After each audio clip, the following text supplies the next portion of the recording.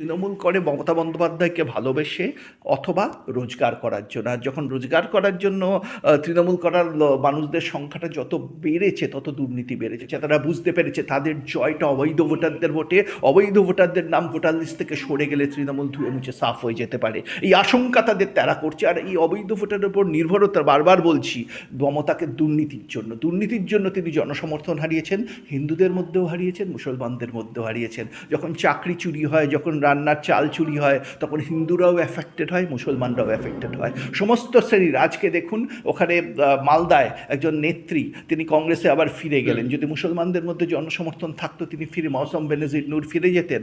আজকে হুমায়ুন কবির মুর্শিদাবাদে তিনি এমন একটা পরিস্থিতি তৈরি করলেন, তাকে দল বহিষ্কার করতে বাধ্য হলো। যদি মুসলমানদের মধ্যে মমতার জনসমর্থন থাকতো সেটা করতে তিনি পারতেন। আজকে যারা প্রতিবাদে রাস্তা ব্লক করেছে, অবরোধ করেছে, তারা তৃণমূলের বিরুদ্ধেও স্লোগান তুলেছে, তৃণমূলের বিরুদ্ধেও প্রতিবাদ করেছে।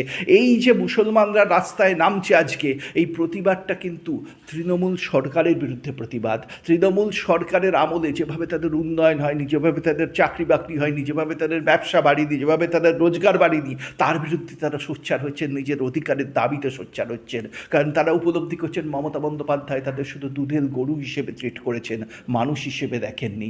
যে মুখ্যমন্ত্রী একটি সম্প্রদায়ের মানুষকে বলেন ওরা দুধেল গরু, ওরা লাথি মারলেও সেটা সহ্য করতে হবে, তারা কতটা অসম্মান একটা সম্প্রদায়ের মানুষের জন্য সেটা তারা আজ উপলব্ধি করছেন। তাই হিন্দু মুসলমান ঐক্যবদ্ধভাবে একই বৃন্তে দুটি কুসুম হিন্দু মুসলমান রুখে দাঁড়িয়েছেন এই মমতার দুষ্কৃতি রাজের বিরুদ্ধে। এই দুষ্কৃতি রাজের বিরুদ্ধে হিন্দু মুসলমানের ঐক্যবদ্ধভাবে রুখে দাঁড়ানো দেখেই ভয় পেয়ে গেছে তৃণমূলের দুষ্কৃতীরা। কারণ তারা তৃণমূল করে রোজগার করার, তৃণমূল দলটা কোনো মতাদর্শের জন্য মানুষ করে না। বিজেপি করে হিন্দুত্বের মতাদর্শের জন্য, সিপিএম করে কমিউনিজমের মতাদর্শের জন্য, কংগ্রেস করে গান্ধীবাদী বা নেহেরুবাদী মতাদর্শের জন্য। তৃণমূলের কোনো মতাদর্শ নেই। যেহেতু কোনো মতাদর্শ নেই, তৃণমূল করে মমতা বন্দ্যোপাধ্যায়কে ভালোবেসে অথবা রোজগার করার জন্য। আর যখন রোজগার করার জন্য তৃণমূল করার মানুষদের সংখ্যাটা যত বেড়েছে তত দুর্নীতি বেড়েছে। কারণ রাজনীতি থেকে যারা রোজগার করতে চান তারা দুর্নীতি করেন, সোজা কথা। মমতা দল ধরে রাখতে এই দুর্নীতিকে প্রশ্রয় দিয়েছেন, সেই জন্য সিন্ডিকেট রাজকে প্রশ্রয় দিয়েছেন। দুর্নীতির ফলে তার জনসমর্থন কমেছে। তখন জনসমর্থন কি করবেন তিনি?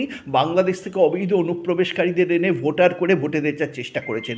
এই যে আমরা বলি না যে 19 সালে 34 থেকে 22-এ তৃণমূল নেমে এলো, আবার 21-এ ঘুরে দাঁড়ালো, 24-এ ঘুরে দাঁড়ালো, এই ঘুরে দাঁড়ানোটা সম্ভবত ভবিষ্যতে হয়তো বেরোবে এটা বাংলাদেশি অবৈধ অনুপ্রবেশকারীদের ভোটে বা অবৈধ ভোটারদের ভোটে। ঠিক এই কারণে এসআইআর যখন হচ্ছে, যখন এই অবৈধ ভোটারদের নাম কাটা দেওয়ার একটা সম্ভাবনা তৈরি হচ্ছে, তখন তৃণমূল এত আতঙ্কিত। বহু মানুষের যদি তৃণমূল ক্ষমতায় চলে যায় তাদের রোজগার বন্ধ হয়ে যাবে। তারা রোজগারই করছে তৃণমূল করার জন্য, তারা বিভিন্ন জায়গায় চাকরিও করছে, পেশাও করছে। আপনার সাংবাদিক পেশাই আছেন, কত এডিটারের চাকরি চলে যাবে তৃণমূল চলে গেলে। ভয় পাচ্ছেন তারা ভয় পাচ্ছেন চাকরি চলে যাবে।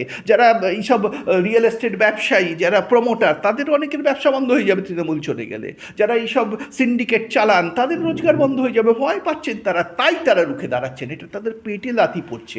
এই লড়াইটা কিন্তু তৃণমূল বিজেপির লড়াই নয়, এটা বাংলার সৎ সাধারণ হিন্দু মুসলমানের সাথে তৃণমূলের দুষ্কৃতীদের লড়াই। এটা মানুষ উপলব্ধি করেছেন। তাই এই লড়াইটা বাংলার ভবিষ্যৎ ঠিক করতে চলেছে। 2026-এই ঠিক হয়ে যাবে বাংলাদেশের মতো একটা রাউত সোসাইটি হয়ে যাবে, না আবার মহারাষ্ট্র গুজরাটের মতো একটা সমৃদ্ধ রাজ্য হয়ে উঠবে।